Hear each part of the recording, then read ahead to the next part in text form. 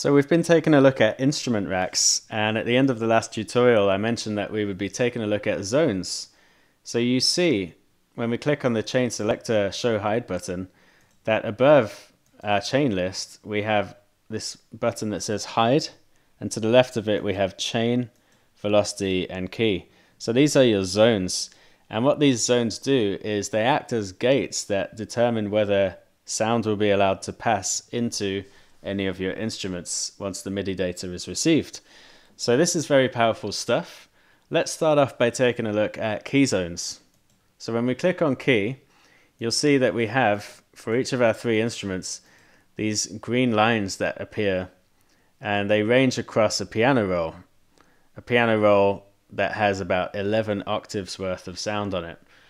And what we can do is we can hover our cursor over one of these green lines, over the edge of it, and restrict it to a certain range. We can actually move an entire zone around by clicking in the middle of it and dragging left and right, and we can resize it on the left and right.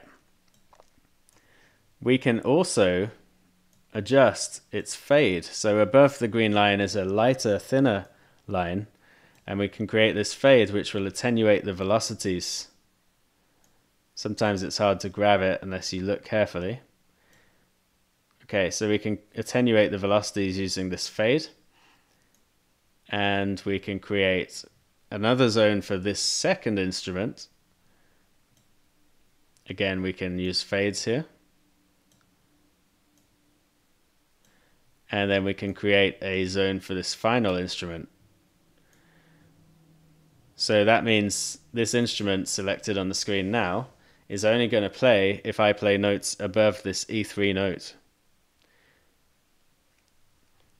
This second instrument here, the noisy string, is only going to be heard if I play notes between F# 0 and C# 5. And this operator is only going to play between C-2 up to G#2. So what does this sound like?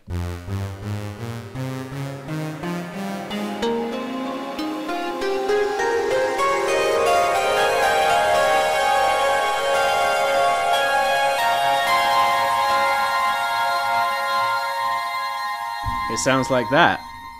What does that sound like? It sounds like you're only hearing certain instruments depending on what notes you're playing. So key zones are very, very interesting. And if we click on auto select here, then it's going to select the zones which are being played, which MIDI data is being allowed to pass into, which is dictated by these key zones.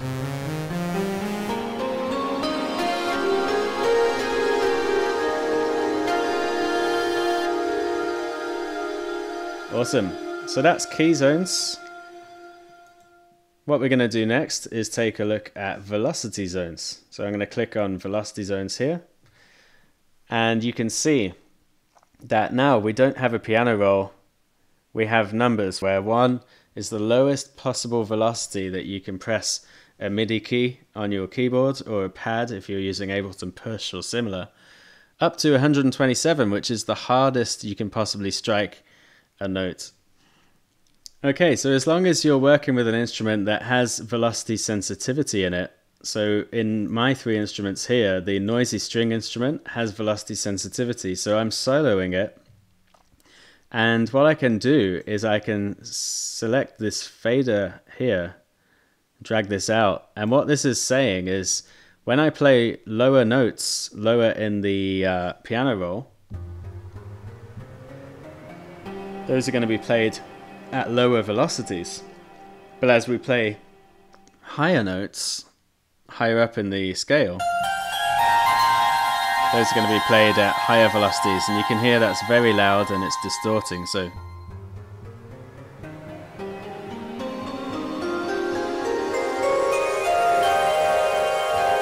I won't go higher than that, but you get the idea of how that works. So this is a very nice concept. And if we want it to be loudest in this middle part, we can create a fade like this.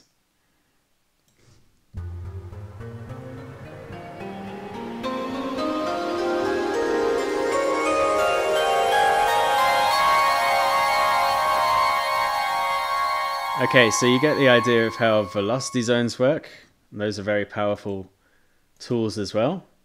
Finally, we have the chain zones. So these are very, very interesting indeed. You can see that we have this orange rectangle above a number 0 here, and we can click on that and drag it and move it around up to a number of 127, and then down here at 0.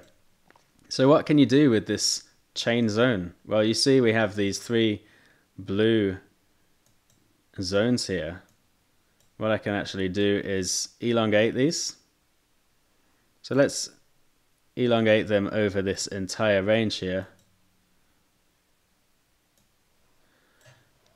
And what we can do is then right click here and go distribute ranges equally. And we have this chain selector here, and I can move this around. So when the chain selector is covering this range of the operator instrument, you can see operator is selected, and you're only going to hear the operator instrument.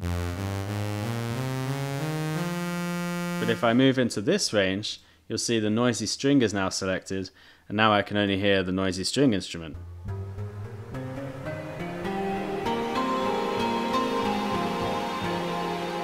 And if I move it into the far right zone, you can see that the electric screamer lead instrument is selected.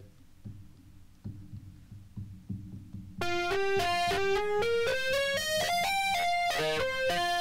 now that's the only instrument that we can hear.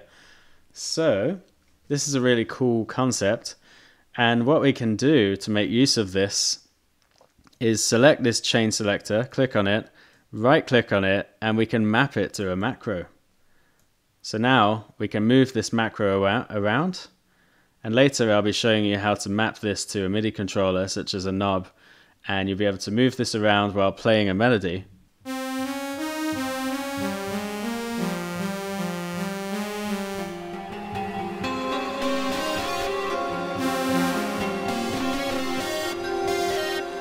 So you can see how we can move that chain selector around and cause our melody to play different things. So if we loop this, for example,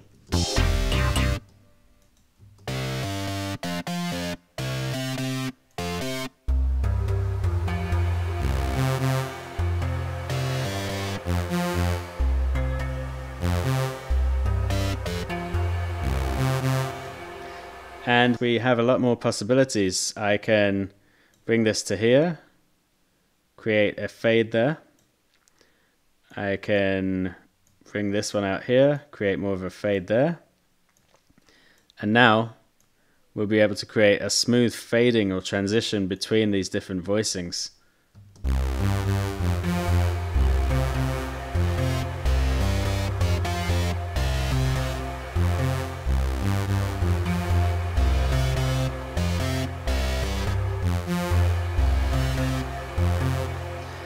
Okay, so you can see how powerful these zones are, and you can use them to create a lot more sonic possibilities in your music. Thanks, I'll see you in the next tutorial.